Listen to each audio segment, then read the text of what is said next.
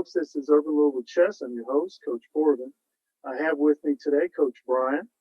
He is the coach for the Shawnee Chess Club in Louisville, Kentucky. Brother, let's start off with the basics. How did the Shawnee Chess Club get started? Was this something that you started or something that the school had started and you entered it? I mean, what's the history there?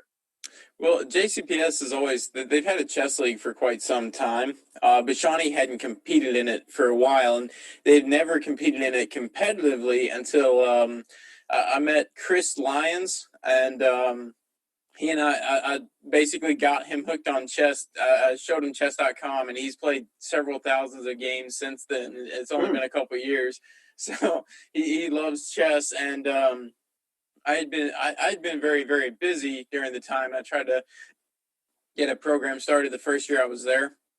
And then Chris Lyons came up with me, and he's all like, he talked to the athletic director, and they got it set up. So he wanted me to help coach it, and we were all for it. So we had some interest from several students as well, and we had been talking it up and things like that.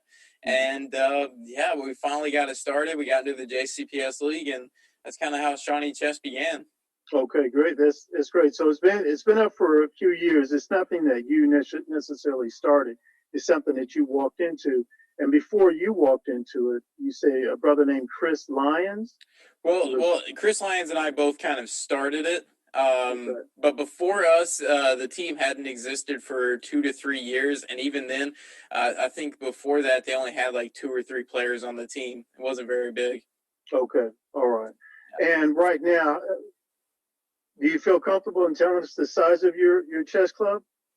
We easily have anywhere from 10 to 15 students playing and enjoying chess. So your sessions, what about, are they once a week, twice a week? We usually will have twice a week sessions during all of this, where it's everything from home. We've been doing it just about every day after school. So from 2:30 to 3:30, we've been playing Bug House, Blitz, working on opening practice, going over games, just different things like that. Great. And do your students participate in tournaments? Yes, we had 3 who were USCF rated. Actually, we had 4 who were USCF rated, and they would compete pretty often within tournaments, USCF rated tournaments. And those are online USCF rated tournaments over the board? Or? Well, over the board. We prefer to play over the board. Online, it's just not as real of an experience. Yeah. And has the COVID thing restricted the number of over the board tournaments you can do? Yes, we've been struggling to find some tournaments. Several of our players were really looking forward to playing in the Kentucky Open because they had played last year, but due to COVID, there were some issues, and then we just haven't been able to find very many over the board tournaments, and so it's been a struggle. Yeah, I do know that some folks are trying to do the Louisville Open. They do the Kentucky Open. They're trying to see about the Louisville Open.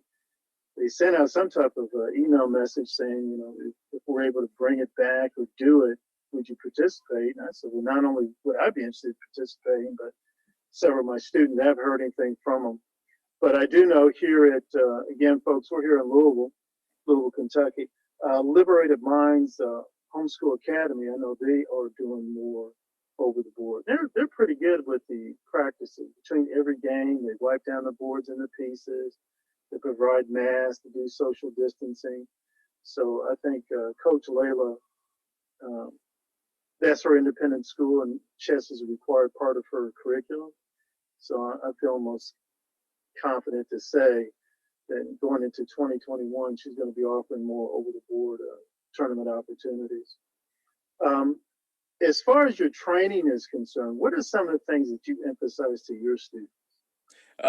Number one is always tactics, training basic tactics. I tell them to solve at least 25 basic tactics a day.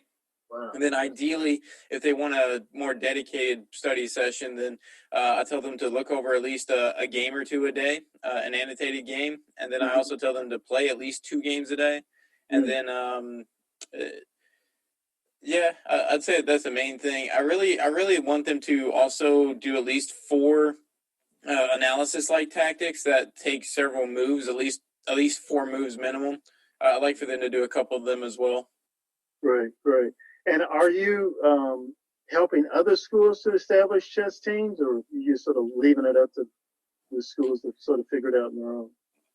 Well, whenever we switched over to chess.com, it's kind of weird because I started posting in the forums, and I had some chess coaches from other states actually reach out and ask me how we were organizing things online, and I was able to help them out to organize things online, and Right. it was actually a really cool experience. Yeah, yeah. I just learned how to do online tournaments, how to do them through chess.com. I just did one not too long ago. It was nice. Um, Before that time, I had a couple of guys, great guys out of Ohio, do some for me, and they were nice. The first one I did, it was like 65 participated. Um, so then, but then I did my own. I did it. I was the tournament director. Had about 8, and it was a good experience. So I'm definitely gonna. I've already scheduled 4 more in 2021, 2 in January and 2 in February, and sort of trying to offer my services to other people to do online. How do you? I don't know if you guys do this, and I don't know how you feel about it, but what I try to do, I'm the coach for the Urban Movement Chess Club. I try to offer people an option. I do what I call a hybrid tournament, where I say on the same day, you can either come in, do over the board, or you do it online. I don't know how you feel about that. No, I really like that idea. I think it's great because as long as you have enough participants, the over the board experience is always better than the online experience, just because you get to analyze with people after the game, and especially better players. It's just so much nicer to be able to play over the board. But I do have a few students who prefer to play online. So, because online, I feel like it's almost a little bit easier. You get to draw arrows and things like that. So it's kind of Right. it's kind of nice. But I do have a few who like to play more online. So I do like the hybrid idea. I have to agree with you about the over the board experience. It's something. It's sort of difficult to communicate to non-chess players the difference. They're like, well, it's the same 64 squares, same pieces.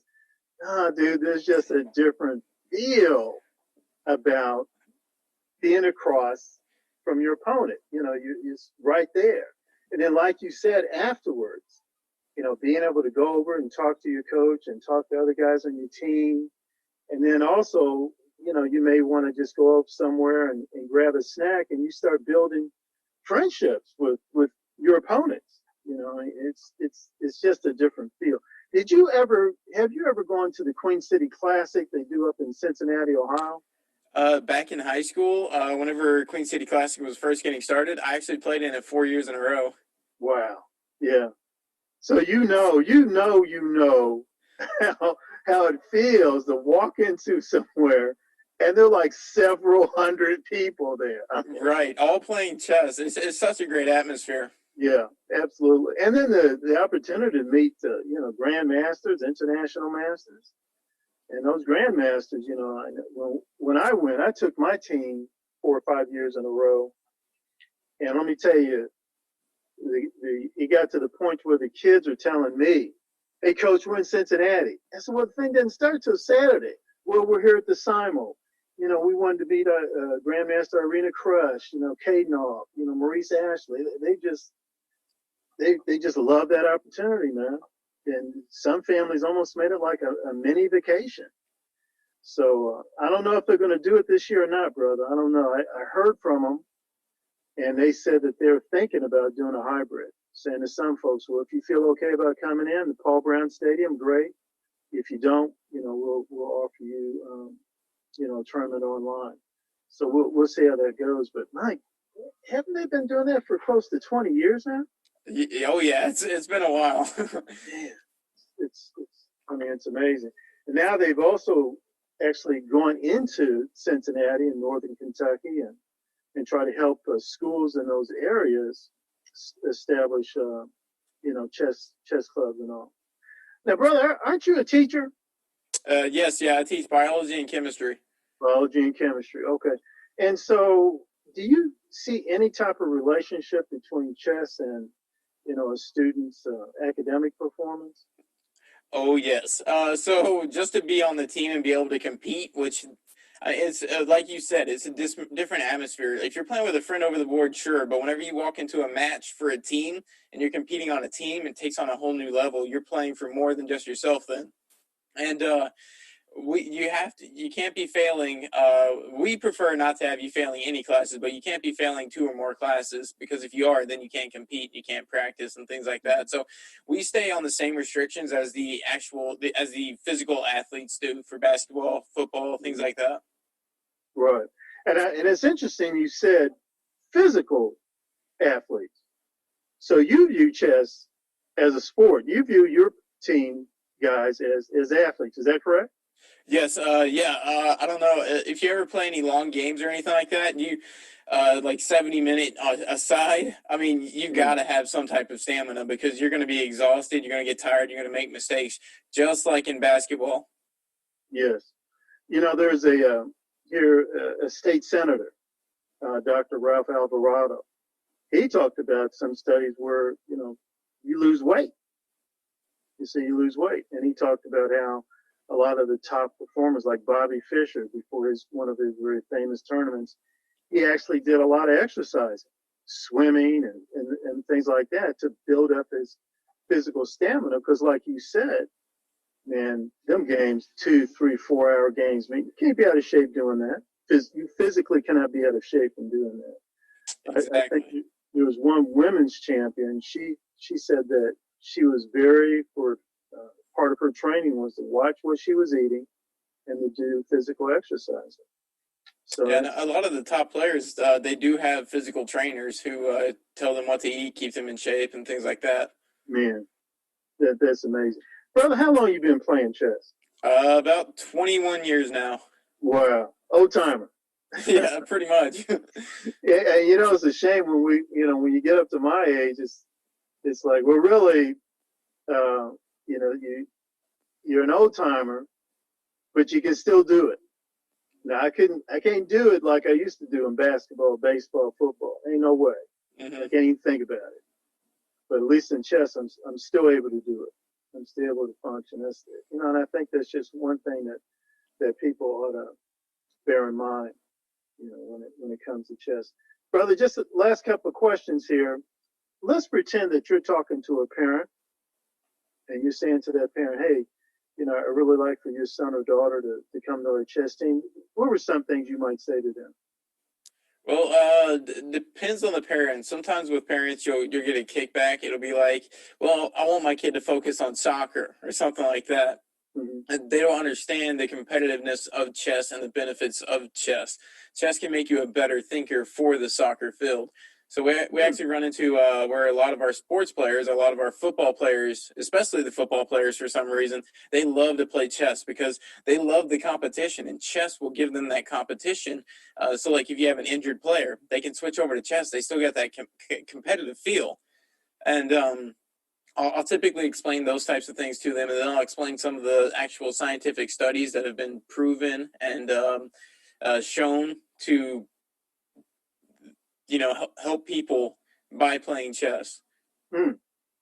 That's great, man. That's powerful. So, all right, brother. Well, we're gonna wrap it up here. Please keep in touch. Please let me know what the Shawnee Chess Club is doing, and maybe sometime we can have some of you guys come compete against some of my guys in Liberated Minds Academy, and maybe some other other chess clubs around the city. Yeah, that'd be great. We could set up like a team match or something like that. Yeah, it'd be great, brother. We can do that. It sounds real good. All right, folks. Well, this is the end of this is our second podcast, Urban Louisville Chess. This is Coach Corbin, and I'll be seeing you guys again real soon. And Coach Brian, I'll be seeing you again real soon too, brother.